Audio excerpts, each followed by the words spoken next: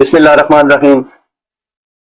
एक टर्म इस्तेमाल होती है, जनरली भी सबने सुना होगा, आम मुआशरे के लिए भी इस्तेमाल होती है, लेकिन स्पेसिफिक टर्म है खेलों के हवाले से, खेलों के मैदानों के हवाले से, और वो टर्म है स्पोर्ट्समैन स्पिरिट। स्पोर्ट्समैन स्पिरिट से मुराद ये है कि आप चाहे हारें चाहे जीतें, जो भी वर्ष से वर्ष सिचुएशन भी आ जाए, आपने जो नज्म ज़ब्त, डिसिप्लिन, उसको हाथ से नहीं छोड़ना, आपने पॉजिटिविटी को हाथ से नहीं छोड़ना, और सब्र का दामन जो है वो आपने हाथ से नहीं छोड़ना। इसको कहते हैं स्पोर्ट्समैन स्पिरिट। और एक और चीज जो जनरल इस्तेमाल होती है वो है सब्र, बर्दाश्त और तहम्मुल मिजाजी। अब ये दोनों ऐसी चीजें हैं जो खेल के मैदान हो या सियासत के मैदान हो, दोनों में ये जरूर होनी चाहिए। अगर आप कामयाब खेल का मैदान चाहते हैं या कामयाब सियासत का मैदान चाहते हैं या कहीं पर भी आप कामयाबी चाहते हैं, तो आप स्पोर्ट्समैन स्पिरिट और सब्र तहम्मुल को हाथ से नहीं छोड़ सकते। बदकिस्मती से बरसगीर पाको हिंद में सब्र, बर्दाश्त, तहम्मुल और फिर स्पोर्ट्समैन स्पिरिट आहिस्ता आहिस्ता नापैद होता जा रहा है, और जिसकी वाज़ेह मिसाल इंडियन क्रिकेट बोर्ड की उनकी क्रिकेट टीम में मुदाखलत, और वो सियासी तौर पर मुदाखलत थी।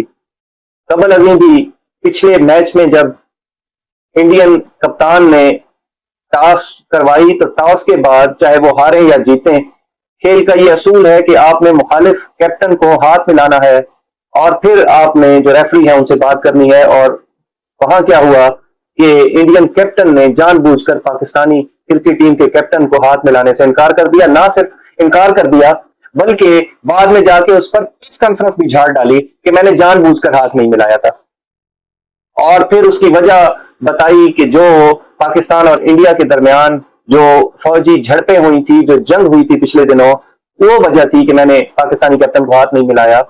उसके बाद मैदान में जब पाकिस्तान टीम फील्डिंग कर रही थी, तो बाउंड्री पर जब हारिस रऊफ जो हमारे फास्ट बॉलर हैं, या नाम नहाद फास्ट बॉलर कह दे उनको, मैं तो उनको फास्ट बॉलर नहीं मानता, जो करतूत उस साहबजादे ने की है कल फाइनल में, तो खैर वो बाउंड्री पर फील्डिंग कर रहे थे, तो शायद इंडियन ऑडियंस ने उनको किसी चीज पर भड़काया या उनको तैश दिलाई।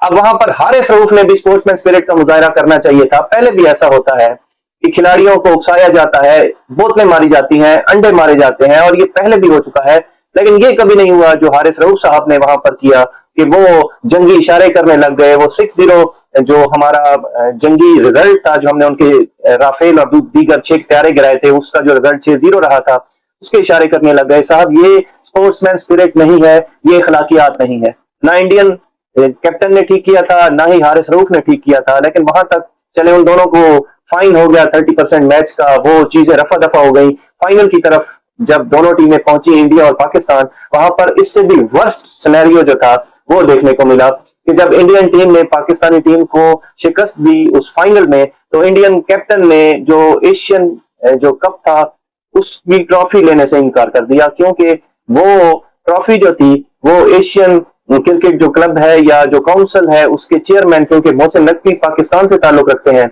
उनके हाथों वो जो ट्रॉफी है वो दी जानी थी। तो उन्होंने फरमाया कि मैं मोहसिन नकवी साहब के हाथों ये ट्रॉफी नहीं ले सकता, ये मेरी देशभक्ति के खिलाफ है।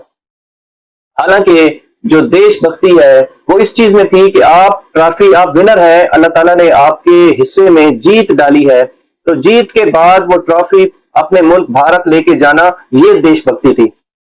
ये बहुत बड़ी अचीवमेंट होती है साहब। कोई मेडल्स या ट्रॉफीज या कोई इनामात जो होते हैं, ये जैसे दूल्हे का सेहरा होता है, वैसे ही किसी भी जीती हुई टीम का सेहरा जो है उसकी ट्रॉफी होती है। वो साहब वहीं पर ट्रॉफी छोड़कर चले आए, और मोहसिन नकवी साहब ने भी अपनी जिद बरकरार रखी। उन्होंने कहा कि अगर ट्रॉफी लेंगे तो मेरे हाथ से लेंगे, वरना नहीं लेंगे। दोनों तरफ कुछ भी अचीव नहीं हुआ। मोहसिन नकवी साहब अगर ट्रॉफी नहीं देंगे तो ट्रॉफी किसी भी जराए से, सोर्स से इंडियन टीम के कैप्टन के घर तक पहुंच जाएगी, वो कोई इशू नहीं है। और अगर इंडियन टीम ने वो ट्रॉफी मोहसिन नकवी से नहीं ली तो अपना ही नुकसान किया है। तो दोनों तरफ फायदा किसी को भी नहीं हुआ। जो हारी है वो क्रिकेट हारी है, हारी है तो खेल हारी है, हारी है तो स्पोर्ट्समैन स्पिरिट हारी है।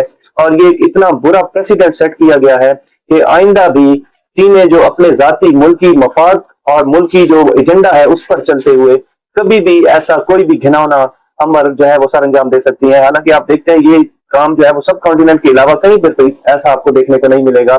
एशियन सीरीज जो होती है, एशियन सीरीज में जो बहुत पुराने राइवल्स ऑस्ट्रेलिया और इंग्लैंड आपस में आमने सामने होते हैं, लेकिन वहां पर भी ऐसा आपको घटिया म्यार ऑफ क्रिकेट नहीं देखने को मिलता, ऐसा घटिया म्यार जो है स्पोर्ट्समैन स्पिरिट का नहीं मिलता, ऐसा घटिया नज़्मो ज़ब्त नहीं मिलता।